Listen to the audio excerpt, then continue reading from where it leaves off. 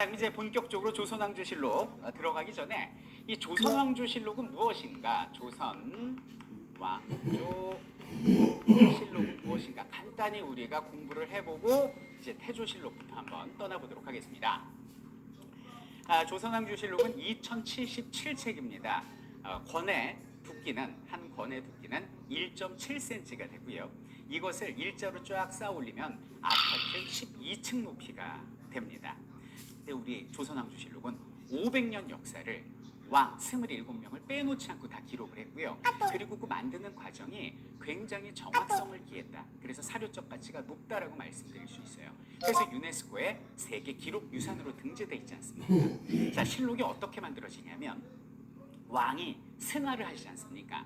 그럼 조선시대 때 역사를 담당하는 관청 이름이 뭔지 아십니까? 춘추관입니다. 그 춘추관에서 비상기구인 실록청을 만들어요.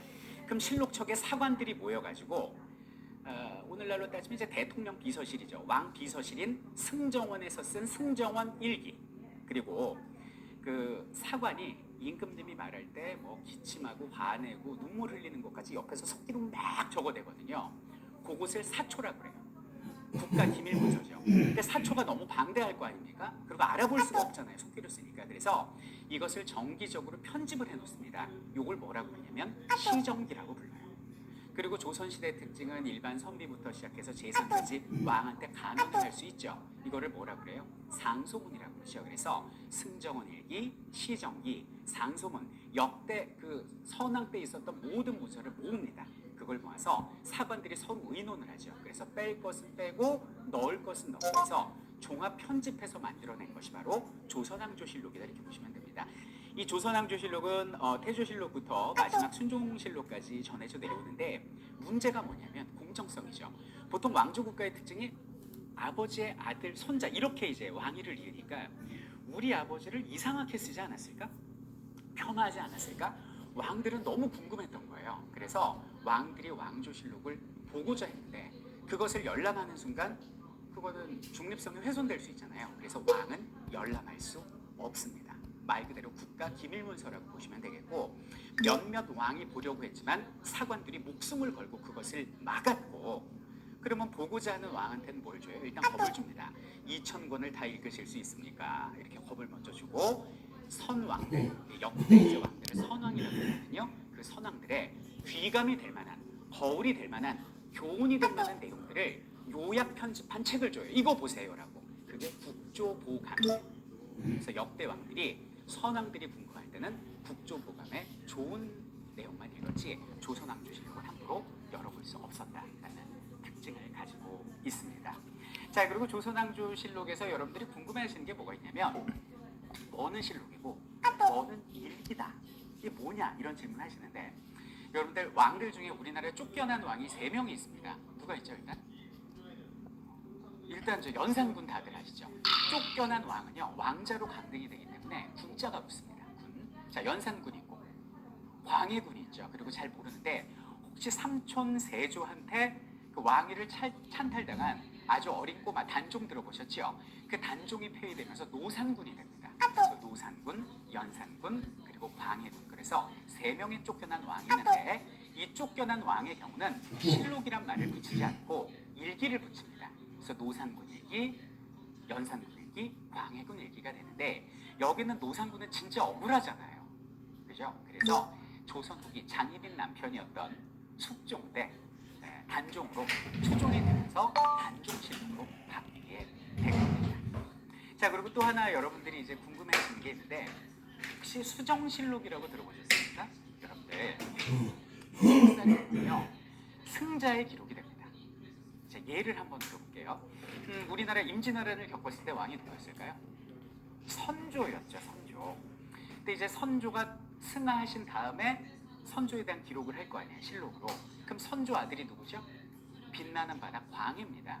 근데 광해군 때 집권 세력이 북인들이었어요. 북인들. 광해군하고 같이 임진왜란 때 힘써 싸운 사람들이거든요. 근데 북인들이 이제 선조실록을 썼는데 광해군하고 북인 정권이 몰락을 하고 인조라는 왕과 서인이라는 사람들이 집권을 해요. 그러니까 집권 여당이 바뀐 거죠. 그럼 서인들은 어떤 생각을 했을까요?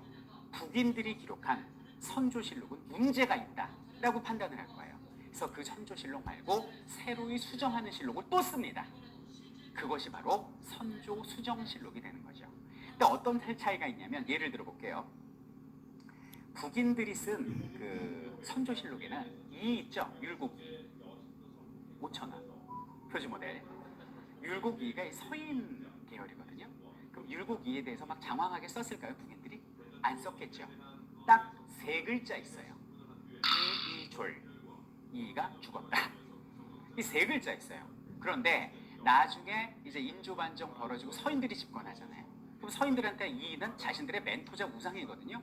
이 사람들은 이에 대해서 세 글자 썼을까요? 세 장을 썼을까요? 세 장을 씁니다. 그래서 언제 출생하고 어떤 업적이 있고 어떻게 살다가 어떻게 가셨고 어떻게 우리가 높여야 되고 이 내용을 잔뜩 써놨다고요. 이런 것들이 당시 어떤 집권 세력의 특징에 따라 달리 쓰여진 실록이다 이렇게 볼 수 있고, 근데 여기서 우리가 얻을 교훈은 뭐냐면, 그럼 우리가 서인이에요. 그래서 이제 다시 우리가 선조수정실록을 썼어요. 그럼 그 이전에 선조실록은 어떻게 해야 돼요? 잘못된 역사라고 생각되니까 보통 상식 같은 폐기하겠죠. 그러지 않았다라는 겁니다. 나와는 다른 세력이었고 나와는 다른 가치관, 정치적 가치를 지녔지만 그들의 의견도 후세가 봐야 된다고. 그래서 그건 그거대로 보관하고 우리가 쓴 건 우리가 쓴 거대로 따로 보관을 했단 말이죠. 그죠? 이런 점은 우리가 좀 배워야 되지 않느냐라는 생각을 해봅니다. 자, 그럼 조선왕조실록이 오늘날 잘 전해져 내려오고 있느냐? 전해져 내려오고 있습니다. 다시 한번 볼까요? 조선 왕조실록은 세종대왕 때 4대 사구가 만들어지게 됩니다. 춘추관, 충주, 전주, 성주가 있는데 임진왜란이 벌어져요. 그래서 여기는 세 번째 전주사구본만 빼고는 다 불타버린 거예요. 그래서 임진왜란 직후였던 광해군 때 다시 왕조실록을 필사, 손으로 쓰는데 4개 갖고 불안하거든요. 5지를 만듭니다. 똑같은 조선왕조실록을 5편을 만들죠. 그래서 분산 보관하는데 이제는 외적이 쳐들어도 아주 찾을 수 없게 산속에다가 짱 박아버립니다.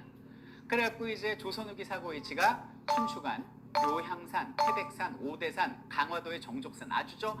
그러니까 서울에 있는 저 메인 그 도성 빼고는 다 산에다 그냥 숨겨버렸죠. 이게 이제 광해의 업적이 되는 겁니다. 서울대학교 규장각에 조선왕조실록이 있고요. 그리고 또 부산에 또 조선왕조실록이 있고 나머지 하나는 김일성대학교에 있습니다. 이게 오늘날 세 개의 조선왕조실록이 그대로 남아 있어요. 그래서 우리 영화나 사극 보면 뭐 옛날 삼국시대나 무슨 고려시대를 보면 굉장히 상상이 많죠. 예를 들면 기황으로 하지원 씨가 캐스팅이 된다는 건 그것부터 시작해가지고 옛날 그 태왕사신기하면 막 배용준 씨가 날아다니고 막 이러거든요. 근데 뭐 조선왕조실록과 관련된 드라마 뭐 옛날에 뭐 있었죠. 뭐 정도전이랄지 용의 눈물 이런 드라마 보면 굉장히 좀 정확도를 가지고 있어요. 그러니까 어떤 작가의 상상력보다는 사실에 기반하고 있거든요. 그건 빼도 박도 못하게 팩트가 전해져 내려오기 때문이다. 이렇게 이해를 하시면 되겠습니다. 그리고 조선왕조실록은 어떻게 기록이 되어 있냐면, 자 따라해 볼까요? 편년체. 이 편년체로 기록이 되어 있습니다. 이 학생들이 나와 계셔서 이걸 좀 알려드리고 싶은데, 이 역사를 기록하는 방식에는 여러 가지가 있는데 편년체라는 건 뭐냐면 시간 순서대로 기록하는 역사 기술을 편년체라고 불러요. 그래서 이 편년체로 쓰여진 역사서들은 무슨 실록, 무슨 저료, 무슨 통갑 이런 책 들어봤죠? 이렇게 끝나는 책들은 전부 다 편년체로 쓰여진 역사책들이 되겠습니다. 그래서 이렇게 쓰여진 거죠. 태종 즉위 1년 몇 월 며칠 무슨 일이 있었고 즉위 2년 몇 월 며칠 비가 내렸다. 이런 내용이 다 담겨 있는 거고, 그러면 사관의 개인적인 의견은 전혀 없느냐? 그냥 설명문이냐? 사람이 썼는데 어떻게 그럴 수 있겠습니까? 그래서 약간 사관의 해석도 들어가 있으니 여러분들 주로 KBS 드라마가 그런 걸 많이 하는데 무슨 조선왕조실록 관련 드라마 하다가 갑자기 왜야! 그리고 이렇게 멈추면서 막 음악 나오면서 성우 목소리가 나오죠. 그대로 조선왕조실록을 읽는 거예요, 성우가. 그러니까 이건 설명문이지만 사관의 어떤 의견이 약간은 들어간 것이 조선왕조실록이다. 이렇게 말씀드릴 수 있겠습니다. 자, 이렇게 해서 조선왕조실록의 전체적인 그 내용을 우리가 봤고요. 이제 본격적으로 태조실록부터 들어갈 텐데 결론부터 말씀드리면 27명 왕을 다 다루진 않을 거예요. 왜냐면 마지막 왕이었던 고종실록 충동실록은 일제에서 쓰여지게 됩니다. 그래서 이것은 실록으로서 좀 한계가 있거든요. 그래서 이 내용은 뺐습니다. 빼고 우리는 마지막 철종까지만 다룰 것이고요.